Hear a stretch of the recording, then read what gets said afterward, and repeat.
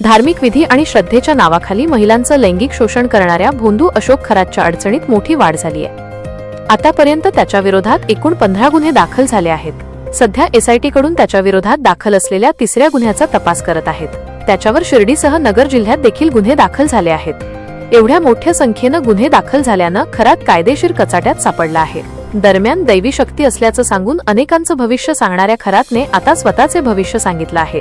त्याने आपल्या मृत्यूबाबत मोठी भविष्यवाणी केली आहे। पोलीस चौकशीत त्याने हतबल प्रतिक्रिया दिली आहे। मी इथून बाहेर पडेन असं वाटत नाही, माझं मरण इथेच जेलमध्ये आहे असं वक्तव्य खरात याने केलं आहे।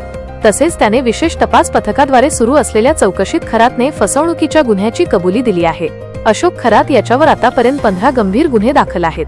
एसआयटी कडून सुरू असलेल्या सखोल चौकशीत त्याने फसवणुकीचे गुन्हे कबूल केले आहेत। लोकांच्या भोळसट श्रद्धेचा गैरवापर करून त्याने केवळ आर्थिक लूटच केली नाही, तर अनेक महिलांचे आयुष्य उद्ध्वस्त केल्याचे तपासात निष्पन्न झाले आहे। चौकशी दरम्यान पोलिसांच्या प्रश्नांचा ससेमिरा वाढल्यानंतर खरातने गुन्ह्यांची कबुली देत आता सुटका होणं शक्य नसल्याचं मान्य केलं आहे। खरातवर सर्वात गंभीर आरोप म्हणजे धार्मिक विधींच्या नावाखाली त्याने केलेले महिलांचे लैंगिक शोषण। अनेक पीडित महिलांनी त्याच्या विरोधात तक्रारी दिल्या असून आध्यात्मिक शक्ती मिळवून देण्याच्या बहाण्याने त्याने महिलांना आपल्या जाळ्यात ओढले होते। या व्यतिरिक्त त्याने कोट्यवधी रुपयांचे आर्थिक गैरव्यवहार केल्याचेही उघड झाले आहे।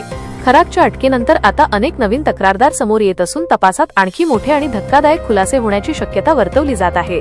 पोलिसांनी अशोक खरातची पत्नी कल्पना खरात हिच्या विरोधात देखील कारवाईचं पाऊल उचललं आहे। पोलिसांनी फरार असलेल्या कल्पना खरात याचे एक बँक खाते ईडी कडून सील करण्यात आलं आहे। या बँक खात्यांमधील गेल्या 3 वर्षापासूनच्या व्यवहारांची ईडी कडून पडताळणी केली जात आहे।